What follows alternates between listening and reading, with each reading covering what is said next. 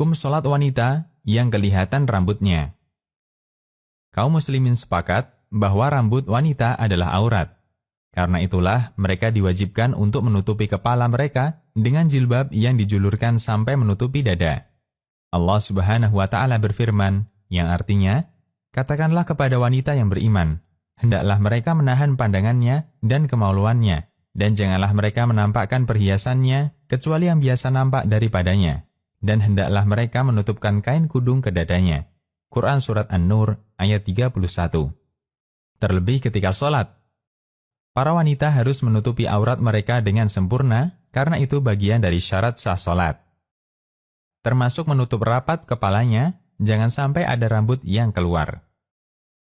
Nabi SAW menegaskan, Allah tidak menerima sholat wanita yang telah balik kecuali dengan memakai jilbab. Hadis riwayat Ibnu Khuzaimah.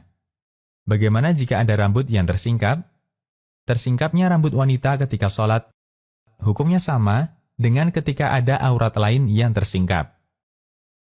Untuk kasus ini, ulama memberikan rincian. Pertama, jika yang bersangkutan mengetahui dan segera membenahinya, maka sholatnya sah.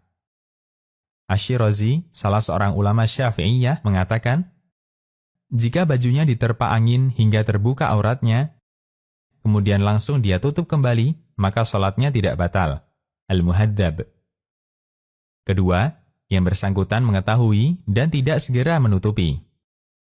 Ulama berbeda pendapat. Pendapat pertama, hukumnya batal. Karena terbuka aurat, baik sedikit maupun banyak, hukumnya sama saja. Ini adalah pendapat Imam Asy-Syafi'i. Pendapat kedua, hukumnya tidak batal, karena hanya sedikit.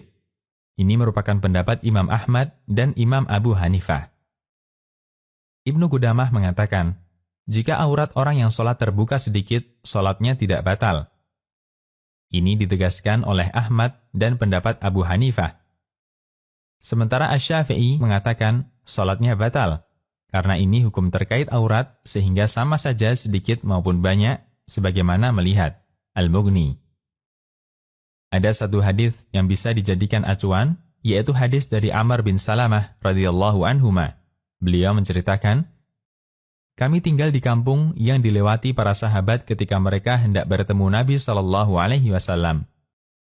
Sepulang mereka dari Madinah, mereka melewati kampung kami. Mereka mengabarkan bahwa Rasulullah SAW bersabda demikian dan demikian. Ketika itu, saya adalah seorang anak yang cepat menghafal, sehingga aku bisa menghafal banyak ayat Al-Quran dari para sahabat yang lewat. Sampai akhirnya, ayahku datang menghadap Rasulullah SAW bersama masyarakatnya, dan beliau mengajari mereka tata cara sholat. Beliau bersabda, yang menjadi imam adalah yang paling banyak hafalan Qur'annya.